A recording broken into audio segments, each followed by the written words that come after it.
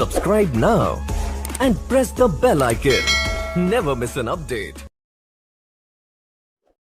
कहानी सुनो में लीजिए, आज सुनिए प्रेमचंद की लिखी कहानी ईदगाह। वाचन समीर गोस्वामी का है। रमजान के पूरे 30 रोजों बाद ईद आई है। कितना मनोहर, कितना सुहावना प्रभात है। वृक्षों पर कुछ अजीब हरियाली है, खेतों में कुछ अजीब रौनक है, आसमान पर कुछ अजीब लालिमा है। आज का सूर्य देखो कितना प्यारा, कितना शीतल है, मानो संसार को ईद की बधाई दे रहा है। गांव में कितनी हलचल है। ईदगाह जाने की तैयारियां हो रही हैं। किसी के कुर्ते में बटन नहीं है, पड़ोस के घर से सुई धागा लाने को दौड़ा जा रहा है। किसी के जूते कड़े हो गए, उनमें तेल डालने के लिए तेली के घर भागा जाता है। जल्दी जल्दी बैलों को सानी पानी दे दें, ईदगाह से लौटते लौटते दोपहर हो जाएगी। 3 कोस का पैदल रास्ता, फिर सैकड़ों आदमियों से मिलना भेंटना, दोपहर के पहले लौटना असंभव है। लड़के सबसे ज्यादा प्रसन्न हैं। किसी ने 1 रोजा रखा है, वो भी दोपहर तक, किसी ने वो भी नहीं, लेकिन ईदगाह जाने की खुशी उनके हिस्से की चीज है। रोजे बड़े बूढ़ों के लिए होंगे, इनके लिए तो ईद है। रोज ईद का नाम रटते थे, आज वो आ गई। अब जल्दी पड़ी है कि लोग ईदगाह क्यों नहीं चलते। इन्हें गृहस्थी की चिंताओं से क्या प्रयोजन। सिवैयों के लिए दूध और शक्कर घर में है या नहीं, इनकी बला से ये तो सिवैयां खाएंगे। वो क्या जाने कि अब्बाजान क्यों बदहवास चौधरी कायामली के घर दौड़े जा रहे हैं। उन्हें क्या खबर कि चौधरी आज आंखें बदल ले तो ये सारी ईद मुहर्रम हो जाए। उनकी अपनी जेबों में तो कुबेर का धन भरा हुआ है। बार बार जेब से खजाना निकालकर गिनते हैं और खुश होकर फिर रख लेते हैं। महमूद गिनता है, 1 2 10 12, उसके पास 12 पैसे हैं। मोहसिन के पास 1 2 3 8 9 15 पैसे हैं। इन्हीं अनगिनती पैसों में अनगिनती चीजें लाएंगे, खिलौने, मिठाइयाँ, बिगुल, गेंद और जाने क्या क्या। और सबसे ज्यादा प्रसन्न है हामिद, वो 4-5 साल का गरीब सूरत दुबला पतला लड़का, जिसका बाप गत वर्ष हैजे की भेंट हो गया था और माना जाने क्यों पीली होती हुई एक दिन मर गई। किसी को पता न चला क्या बीमारी है। कहती भी तो कौन सुनने वाला था। दिल पर जो बीतती थी वो दिल में ही सहती, और जब ना सहा गया तो संसार से विदा हो गई। अब हामिद अपनी बूढ़ी दादी अमीना की गोद में सोता है और उतना ही प्रसन्न है। उसके अब्बाजान रुपए कमाने गए हैं, बहुत सी थैलियां लेकर आएंगे। अम्मी जान अल्लाह मियाँ के घर से उसके लिए बड़ी अच्छी अच्छी चीजें लाने गई हैं, इसलिए हामिद प्रसन्न है। आशा तो बड़ी चीज है, और फिर बच्चों की आशा, उनकी कल्पना तो राई का पर्वत बना लेती है। हामिद के पांव में जूते नहीं हैं, सिर पर एक पुरानी धुरानी टोपी जिसका गोटा काला पड़ गया है, फिर भी वो प्रसन्न है। जब उसके अब्बा जान थैलियों और अम्मी जान नियामतें लेकर आएंगी तो वो दिल के अरमान निकाल लेगा। तब देखेगा महमूद, मोहसिन, नूरे और सम्मी कहाँ से उतने पैसे निकालेंगे। अभाग्नि अमीना अपनी कोठरी में बैठी रो रही है। आज ईद का दिन और उसके घर में दाना नहीं। आज आबिद होता तो क्या इसी तरह ईद आती और चली जाती। इस अंधकार और निराशा में वो डूबी जा रही है। किसने बुलाया था इस निगोड़ी ईद को। इस घर में उसका काम नहीं, लेकिन हामिद, उसे किसी के मरने जीने से क्या मतलब। उसके अंदर प्रकाश है, बाहर आशा। विपत्ति अपना सारा दलबल लेकर आए, हामिद की आनंद भरी चितवन उसका विध्वंस कर देगी। हामिद भीतर जाकर दादी से कहता है, तुम डरना नहीं अम्मा, मैं सबसे पहले जाऊंगा, बिल्कुल ना डरना। अमीना का दिल कचोट रहा है। गांव के बच्चे अपने अपने बाप के साथ जा रहे हैं। आमिद का बाप अमीना के सिवा और कौन है। उसे कैसे अकेले मेले जाने दे। उस भीड़ भाड़ में बच्चा खो जाए तो क्या हो। नहीं, अमीना उसे यों ना जाने देगी। नन्ही सी जान 3 कोस चलेगा कैसे। पैर में छाले पड़ जाएंगे, जूते भी तो नहीं है। वो थोड़ी थोड़ी दूर पर उसे गोद ले लेगी, लेकिन यहां सेवैयां कौन पकाएगा। पैसे होते तो लौटते लौटते सब सामग्री जमा करके चटपट बना लेती। यहां तो घंटों चीजें जमा करते लगेंगे। मांगी का तो भरोसा ठहरा। उस दिन फहीमन के कपड़े सिए थे, 8 आने पैसे मिले थे। उस अठन्नी को ईमान की तरह बचाती चली आती थी इसी ईद के लिए। लेकिन कल ग्लावन सिर पर सवार हो गई तो क्या करती। हामिद के लिए कुछ नहीं है तो 2 पैसे का दूध तो चाहिए ही। अब तो कुल 2 आने पैसे बच रहे हैं। 3 पैसे हामिद की जेब में, 5 अमीना के बटवे में। यही तो बिसात है और ईद का त्योहार। अल्लाह ही बेड़ा पार लगाएगा। धोबन और नाइन और मेहतरानी और चूड़ी हारन सभी तो आएंगे। सभी को सेवैयां चाहिए और थोड़ा किसी के आंखों नहीं लगता। किस किस से मुंह चुराएगी, और मुंह क्यों चुराए? साल भर का त्योहार है। जिंदगी खैरियत से रहे, उसकी तकदीर भी तो उसके साथ है। बच्चे को खुदा सलामत रखे, ये दिन भी कट जाएंगे। गांव से मेला चला और बच्चों के साथ हामिद भी जा रहा था। कभी सबके सब दौड़कर आगे निकल जाते, फिर किसी पेड़ के नीचे खड़े होकर साथ वालों का इंतजार करते। ये लोग क्यों इतना धीरे चल रहे हैं? हामिद के पैरों में तो जैसे पर लग गए हैं। वो कभी थक सकता है? शहर का दामन आ गया। सड़क के दोनों ओर अमीरों के बगीचे हैं। पक्की चार दीवारी बनी हुई है। पेड़ों में आम और लीचियां लगी हुई हैं। कभी कभी कोई लड़का कंकड़ी उठाकर आम पर निशाना लगाता है। माली अंदर से गाली देता हुआ निकलता है। लड़के वहां से एक फरलांग पर हैं, खूब हंस रहे हैं। माली को कैसा उल्लू बनाया है। बड़ी बड़ी इमारतें आने लगीं। ये अदालत है, ये कॉलेज है, ये क्लब घर है। इतने बड़े कॉलेज में कितने लड़के पढ़ते होंगे? ये लड़के नहीं हैं जी, बड़े बड़े आदमी हैं।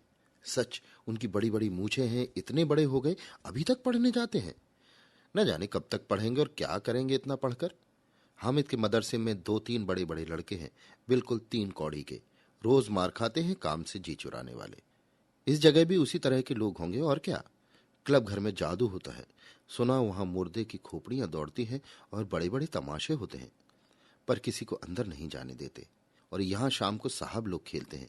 बड़े बड़े आदमी खेलते हैं, मूछो दाढ़ी वाले, और मैमें भी खेलती हैं।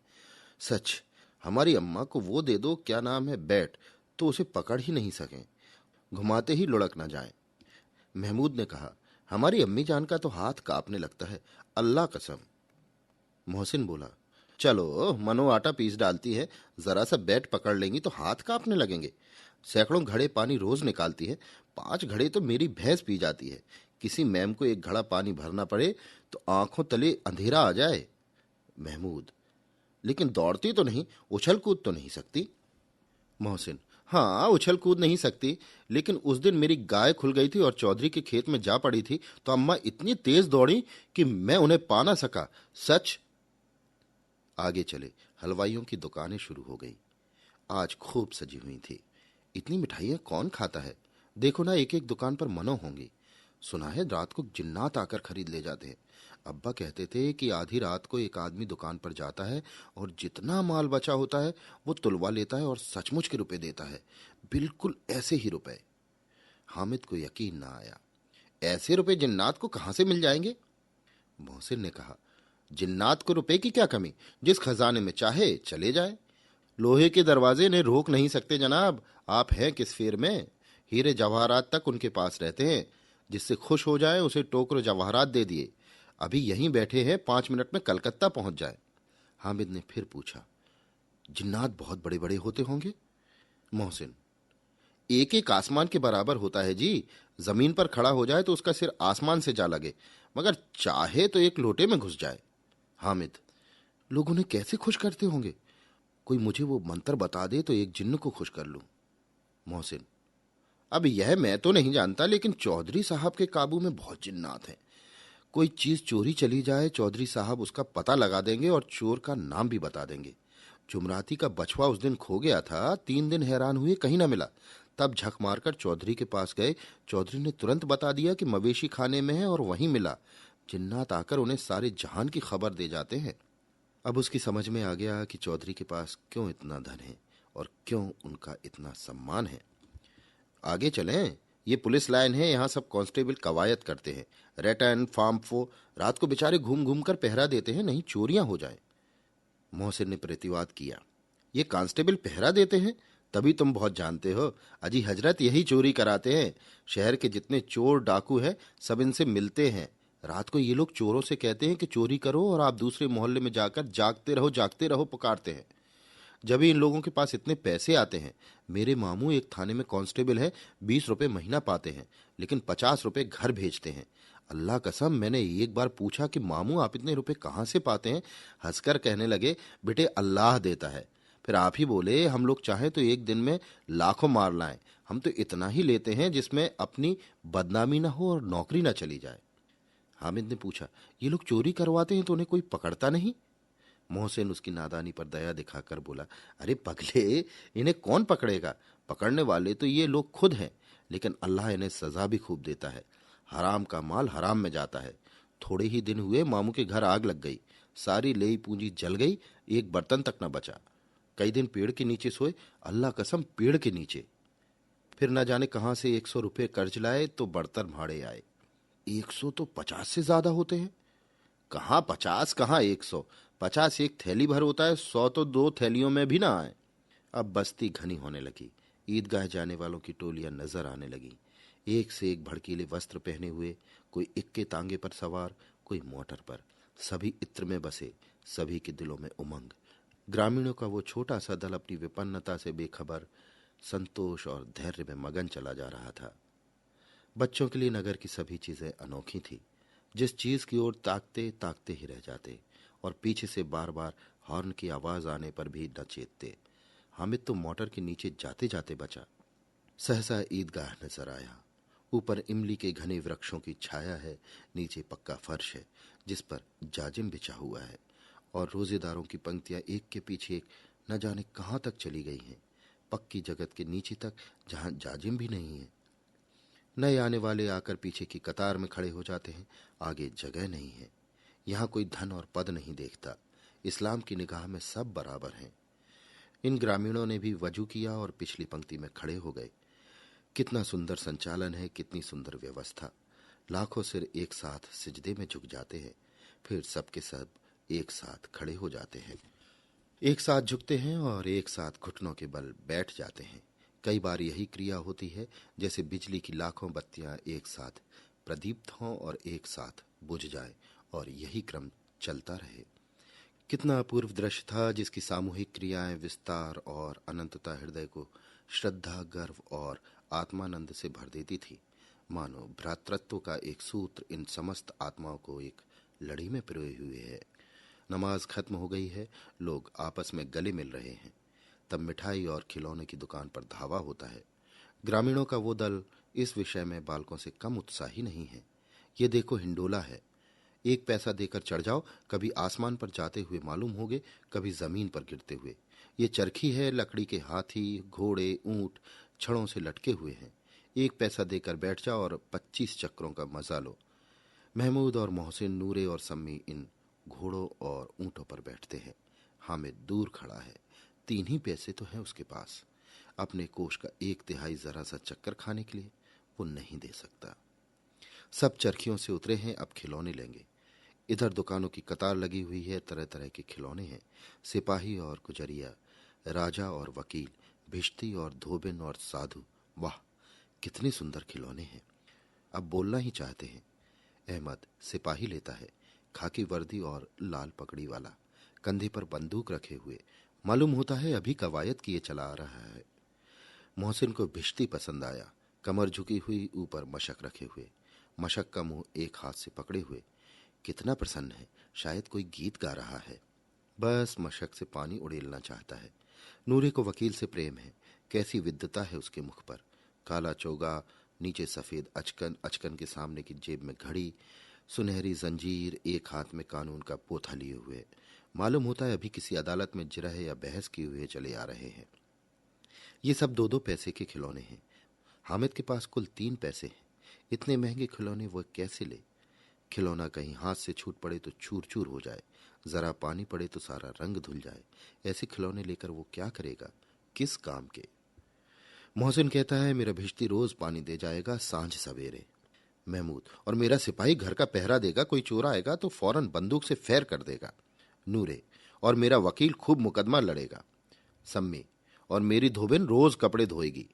हामिद खिलौनों की निंदा करता है, मिट्टी ही के तो हैं, गिरे तो चकनाचूर हो जाएं। लेकिन ललचाई हुई आंखों से खिलौने देख रहा है और चाहता है कि जरा देर के लिए उन्हें हाथ में ले सकता। उसके हाथ अनायास ही लपकते हैं, लेकिन लड़के इतने त्यागी नहीं होते, विशेषकर जब अभी नया शौक हो। हामिद ललचाता रह जाता है। खिलौनों के बाद मिठाइयां आती हैं। किसी ने रेवड़ियां ली हैं, किसी ने गुलाब जामुन, किसी ने सोहन हलवा। मजे से खा रहे हैं। हामिद बिरादरी से पृथक है। अभागे के पास 3 पैसे हैं, क्यों नहीं कुछ लेकर खाता? ललचाई आंखों से सबकी ओर देखता है। मोहसिन कहता है, हामिद रेवड़ी ले जा, कितनी खुशबूदार है। हामिद को संदेह हुआ, ये केवल क्रूर विनोद है, मोहसिन इतना उदार नहीं है, लेकिन ये जानकर भी उसके पास जाता है। मोहसिन दोने से एक रेवड़ी निकालकर हामिद की ओर बढ़ाता है। हामिद हाथ फैलाता है। मोहसिन रेवड़ी अपने मुंह में रख लेता है। महमूद, नूरे और सम्मी खूब तालियां बजा बजा कर हंसते हैं। हामिद खिसिया जाता है। मोहसिन, अच्छा अब की जरूर देंगे हामिद, अल्लाह कसम, ले जा। हामिद, रखे रहो, क्या मेरे पास पैसे नहीं हैं? सम्मी, 3 ही पैसे तो हैं, 3 पैसे में क्या क्या लोगे? अहमद, हमसे गुलाब जामुन ले जा हामिद, मोहसिन बदमाश है। हामिद, मिठाई कौन बड़ी नियामत है, किताब में इसकी कितनी बुराइयां लिखी हैं। मोहसिन, लेकिन दिल में कह रहे होगे कि मिले तो खा लें, अपने पैसे क्यों नहीं निकालते? महमूद, हम समझते हैं इसकी चालाकी, जब हमारे सारे पैसे खर्च हो जाएंगे तो हमें ललचा ललचा कर खाएगा। मिठाइयों के बाद कुछ दुकानें लोहे की चीजों की हैं, कुछ किलट और कुछ नकली गहनों की। लड़कों के लिए यहाँ कोई आकर्षण न था, वो सब आगे बढ़ जाते हैं। हामिद लोहे की दुकान पर रुक जाता है। कई चिमटे रखे हुए थे। उसे ख्याल आया, दादी के पास चिमटा नहीं है। तवे से रोटियां उतारती हैं तो हाथ जल जाता है। अगर वो चिमटा ले जाकर दादी को दे दे तो वो कितनी प्रसन्न होंगी। फिर उनकी उंगलियां कभी न चलेंगी। घर में एक काम की चीज हो जाएगी। खिलौने से क्या फायदा, व्यर्थ में पैसे खराब होते हैं। जरा देर ही की तो खुशी है, फिर खिलौने को कोई आंख उठाकर नहीं देखता। ये तो घर पहुंचते पहुंचते टूट फूट कर बराबर हो जाएंगे। चिमटा कितने काम की चीज है। रोटियां तवे से उतार लो, चूल्हे से सेंक लो, कोई आग मांगने आए तो चटपट चूल्हे से आग निकालकर उसे दे दो। अम्मा बेचारी को कहाँ फुर्सत कि बाजार आए, और इतने पैसे ही कहाँ मिलते हैं। रोज हाथ जला लेती है। हामिद के साथ ही आगे बढ़ गए। सबील पर सबके सब शरबत पी रहे हैं। देखें सब कितने लालची हैं। इतनी मिठाइयाँ ली, मुझे किसी ने एक भी ना दी। उस पर कहते हैं मेरे साथ चलो, मेरा ये काम करो। अब अगर किसी ने कोई काम करने को कहा तो पूछूंगा, खाएं मिठाइयाँ? आप मुंह सड़ेगा, फोड़े फुंसियां निकलेंगी, आप ही जबान चटोरी हो जाएगी। अब घर में पैसे चुराएंगे और मार खाएंगे। किताब में झूठी बातें थोड़ी ही लिखी हैं, मेरी जबान क्यों खराब होगी? अम्मा चिमटा देखकर ही दौड़कर मेरे हाथ से ले लेंगी और कहेंगी, मेरा बच्चा अम्मा के लिए चिमटा लाया है। हजारों दुआएं देंगी। फिर पड़ोस की औरतों को दिखाएंगी। सारे गांव में चर्चा होने लगेगी, हामिद चिमटा लाया है, कितना अच्छा लड़का है। इन लोगों के खिलौने पर कौन इन्हें दुआएं देगा? बड़ों की दुआएं सीधी अल्लाह के दरबार में पहुंचती हैं और तुरंत सुनी जाती हैं। मेरे पास पैसे नहीं हैं, तभी तो मोहसिन और महमूद यूं मिजाज दिखाते हैं। मैं भी इनसे मिजाज दिखाऊंगा। खेलें खिलौने और खाएं मिठाइयाँ। मैं नहीं खेलता खिलौने, किसी का मिजाज क्यों सहूं? मैं गरीब सही, किसी से कुछ मांगने तो नहीं जाता। आखिर अब्बाजान कभी ना कभी आएंगे, अम्मा भी आएंगी। फिर इन लोगों से पूछूंगा, कितने खिलौने लोगे? एक एक को टोकरियों खिलौने दूंगा और दिखा दूंगा कि दोस्तों के साथ इस तरह का सुलूक किया जाता है। ये नहीं कि 1 पैसे की रेवड़ियां ली तो चिढ़ा चिढ़ा कर खाने लगे। सबके सब हंसेंगे कि हामिद ने चिमटा लिया है। हंसे हैं मेरी बला से।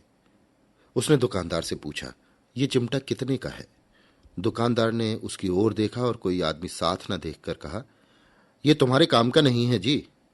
बिकाऊ है कि नहीं? बिकाऊ क्यों नहीं है, और यहां क्यों लाद लाए हैं? तो बताते क्यों नहीं कै पैसे का है? 6 पैसे लगेंगे। हामिद का दिल बैठ गया। ठीक ठीक बताओ। ठीक ठीक 5 पैसे लगेंगे, लेना हो लो, नहीं तो चलते बनो। हामिद ने कलेजा मजबूत करके कहा, 3 पैसे लोगे?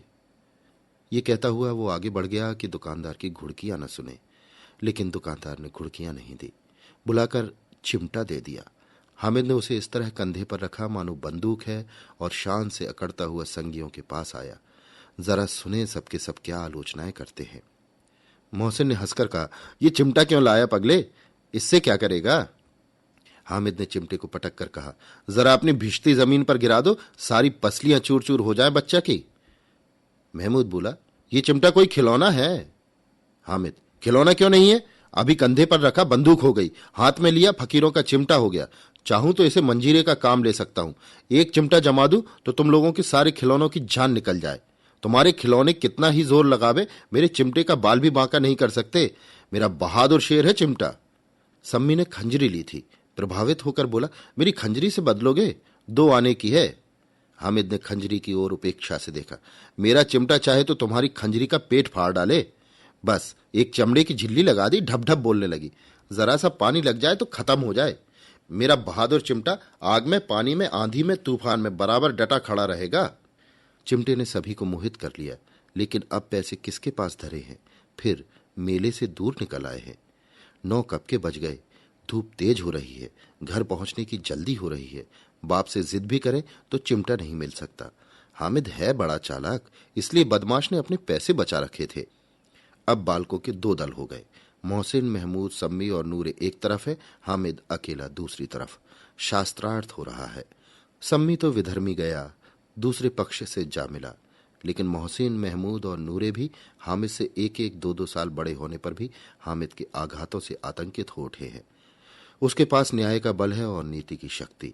एक ओर मिट्टी है, दूसरी ओर लोहा।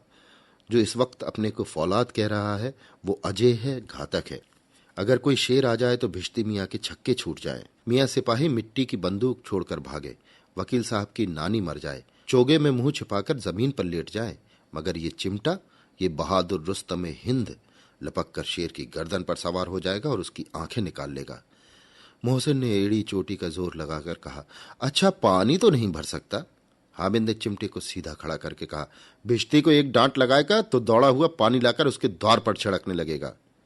मोहसिन परास्त हो गया, पर महमूद ने कुमक पहुंचाई, अगर बच्चा पकड़े जाए तो अदालत में बंधे बंधे फिरेंगे, तब तो वकील साहब के ही पैर पड़ेंगे। हामिद इस प्रबल तर्क का जवाब न दे सका। उससे पूछा, हमें पकड़ने कौन आएगा।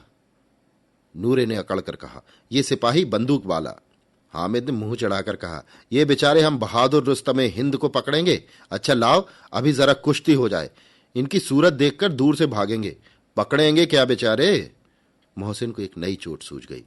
तुम्हारे चिमटे का मुंह रोज आग में जलेगा। उसने समझा था कि हामिद लाजवाब हो जाएगा, लेकिन ये बात न हुई। हामिद ने तुरंत जवाब दिया, आग में बहादुर ही कूदते हैं जनाब। तुम्हारे ये वकील, सिपाही और भिश्ती महिलाओं की तरह घर में घुस जाएंगे। आग में कूदना वो काम है जो रुस्तम हिंद ही कर सकता है। महमूद ने एक जोर और लगाया, वकील साहब कुर्सी मेज पर बैठेंगे, तुम्हारा चिमटा तो बावर्ची खाने में पड़ा रहेगा। इस तर्क ने सम्मी और नूरे को भी सजीव कर दिया। कितने ठिकाने की बात की है पट्टे ने। चिमटा बावर्ची खाने में पड़ा रहने के सिवा और क्या कर सकता है। हामिद को कोई फड़कता हुआ जवाब न सूझा तो उसने धांधली शुरू की, मेरा चिमटा बावर्ची खाने में नहीं रहेगा। वकील साहब कुर्सी पर बैठेंगे तो जाकर उन्हें जमीन पर पटक देगा और उनका कानून उनके पेट में डाल देगा। बात कुछ बनी नहीं। खासी गाली गलौच थी, लेकिन कानून को पेट में डालने वाली बात छा गई। ऐसी छा गई कि तीनों सूरमा मुंह ताकते रह गए। कानून मुंह से बाहर निकालने वाली चीज है, उसको पेट के अंदर डाल दिया जाए। बे तो किसी बात होने पर भी कुछ नयापन रखते हैं। हामिद ने मैदान मार लिया। उसका चिमटा रुस्तम हिंद है। अब इसमें मोहसिन, महमूद, नूरे, सम्मी किसी को आपत्ति नहीं हो सकती। विजेता को हारने वालों से जो सत्कार मिलना स्वाभाविक है वो हामिद को भी मिला। औरों ने 3-3, 4-4 आने पैसे खर्च किए, पर कोई काम की चीज न ले सके। हामिद ने 3 पैसे में रंग जमा लिया। सची तो है, खिलौने का क्या भरोसा, टूट फूट जाएंगे। हामिद का चिमटा बना रहेगा बरसों। संधि की शर्तें तय होने लगी। मोहसिन ने कहा, जरा अपना चिमटा दो, हम भी देखें। तुम हमारा भिश्ती लेकर देखो। महमूद और नूरे ने भी अपने अपने खिलौने पेश किए। हामिद को इन शर्तों को मानने में कोई आपत्ति न थी। चिमटा बारी बारी सबके हाथ में गया और उनके खिलौने बारी बारी से हामिद के हाथ में आए। कितने खूबसूरत खिलौने हैं। हामिद ने हारने वालों के आंसू पोंछे। मैं तुम्हें चिढ़ा रहा था सच। ये लोहे का चिमटा भला इन खिलौनों की क्या बराबरी करेगा। मालूम होता है अब बोले। लेकिन मोहसिन की पार्टी को इस दिलासे से संतोष नहीं होता। चिमटे का सिक्का खूब बैठ गया। चिपका हुआ टिकट अब पानी से नहीं छूट रहा। मोहसिन, लेकिन इन खिलौनों के लिए हमें कोई दुआ तो न देगा। महमूद, दुआ के लिए फिरते हो, उल्टे मार ना पड़े। अम्मा जरूर कहेंगी कि मेले में यही मिट्टी के खिलौने तुम्हें मिले। हामिद को स्वीकार करना पड़ा कि खिलौने देखकर किसी की मां इतनी खुश ना होंगी जितनी दादी चिमटे को देखकर होंगी। 3 पैसों ही में तो सब कुछ करना था और उन पैसों के इस उपयोग पर पछतावे की बिल्कुल जरूरत न थी। फिर अब तो चिमटा रुस्तम हिंद है और सभी खिलौनों का बादशाह। रास्ते में महमूद को भूख लगी। उसके बाप ने केले खाने को दिए। महमूद ने केवल हामिद को साझी बनाया। उसके अन्य मित्र मुंह ताकते रह गए। ये उस चिमटे का प्रसाद था। 11 बजे सारे गांव में हलचल मच गई। मेले वाले आ गए। मोहसिन की छोटी बहन ने दौड़कर भिश्ती को उसके हाथ से छीन लिया और मारे खुशी के जो उछली तो मियाँ भिश्ती नीचे आ रहे और सुरलोक सिधारे। इस पर भाई बहन में मारपीट हुई। दोनों खूब रोए। उनकी अम्मा ये शोर सुनकर बिगड़ी और दोनों को ऊपर से दो दो चांटे और लगाए। मियां नूरे के वकील का अंत उसके प्रतिष्ठानुकूल इससे ज्यादा गौरवमय हुआ। वकील जमीन पर या ताक पर तो बैठ नहीं सकता, उसकी मर्यादा का विचार तो करना ही होगा। दीवार में 2 खूंटियां गाड़ी गई, उन पर लकड़ी का एक पटरा रखा गया। पटरे पर कागज का कालीन बिछाया गया। वकील साहब राजा भोज की भांति सिंहासन पर बिराजे। नूरे ने उन्हें पंखा झलना शुरू किया। अदालतों में खस की टट्टियां और बिजली के पंखे रहते हैं, क्या यहां मामूली पंखा भी ना हो? कानून की गर्मी दिमाग पर न चढ़ जाएगी? बांस का पंखा आया और नूरे हवा करने लगे। मालूम नहीं पंखे की हवा से या पंखे की चोट से वकील साहब स्वर्गलोक से मृत्युलोक में आ रहे और उनका माटी का चोला माटी में मिल गया। बड़े जोर शोर से मातम हुआ और वकील साहब की अस्थि घूरे पर डाल दी गई। अब रहा महमूद का सिपाही। उसे चटपट गांव का पहरा देने का चार्ज मिल गया, लेकिन पुलिस का सिपाही कोई साधारण व्यक्ति तो था नहीं जो अपने पैरों चले। वो पालकी पर चलेगा। एक टोकरी आई, उसमें कुछ लाल रंग के फटे पुराने चिथड़े बिछाए गए, जिसमें सिपाही साहब आराम से लेटे। नूरे ने ये टोकरी उठाई और अपने द्वार का चक्कर लगाने लगे। उनके दोनों छोटे भाई सिपाही की तरफ से छौने वाले जागते रहो पुकारते रहे, मगर रात तो अंधेरी होनी ही चाहिए।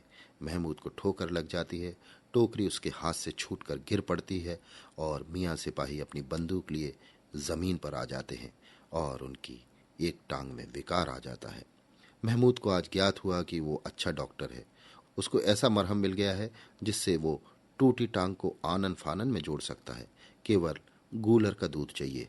गूलर का दूध आता है, टांग जोड़ दी जाती है। शल्य क्रिया असफल हुई, तब उसकी दूसरी टांग भी तोड़ दी जाती है। अब कम से कम एक जगह आराम से बैठ तो सकता है। एक टांग से तो न चल सकता था न बैठ सकता था। अब वो सिपाही सन्यासी हो गया, अपनी जगह पर बैठा बैठा पहरा देता है। कभी कभी देवता भी बन जाता है। उसके सिर का झालरदार साफा खुरच दिया गया है। अब उसका जितना रूपांतर चाहो कर सकते हो। कभी कभी तो उससे बाट का काम भी लिया जाता है। अब मियाँ हामिद का हाल सुनिए। अमीना उसकी आवाज सुनते ही दौड़ी और उसे गोद में उठाकर प्यार करने लगी। सहसा उसके हाथ में चिमटा देखकर वो चौंकी। ये चिमटा कहाँ था? मैंने मोल लिया है। कितने पैसे में? 3 पैसे दिए। अमीना ने छाती पीट ली। ये कैसा बेसमझ लड़का है कि दोपहर हुआ, कुछ खाया ना पिया, लाया क्या चिमटा? सारे मेले में तुझे और कोई चीज न मिली जो ये लोहे का चिमटा उठा लाया? हामिद ने अपराधी भाव से कहा, तुम्हारी उंगलियां तवे से जल जाती थी, इसलिए मैंने इसे लिया। बुढ़िया का क्रोध तुरंत स्नेह में बदल गया, और स्नेह भी वो नहीं जो प्रागल्भ होता है और अपनी सारी कसक शब्दों में बिखेर देता है। ये मूक स्नेह था, खूब ठोस, रस और स्वाद से भरा हुआ। बच्चे में कितना त्याग, कितना सद्भाव और कितना विवेक है। दूसरों को खिलौना लेते और मिठाई खाते देखकर इसका मन कितना ललचाया होगा। इतना जब्त इससे कैसे हुआ? वहां भी इसे अपनी बुढ़िया दादी की याद बनी रही। अमीना का मन गदगद हो गया। और अब एक बड़ी विचित्र बात हुई, हामिद के इस चिमटे से भी विचित्र। बच्चे हामिद ने बूढ़े हामिद का पार्ट खेला। बुढ़िया अमीना बालिका अमीना बन गई। वो रोने लगी, दामन फैलाकर हामिद को दुआएं देती जाती थी और आंसू की बड़ी बड़ी बूंदें गिराती जाती थी। हामिद इसका रहस्य क्या समझता? Subscribe now and press the bell icon. Never miss an update.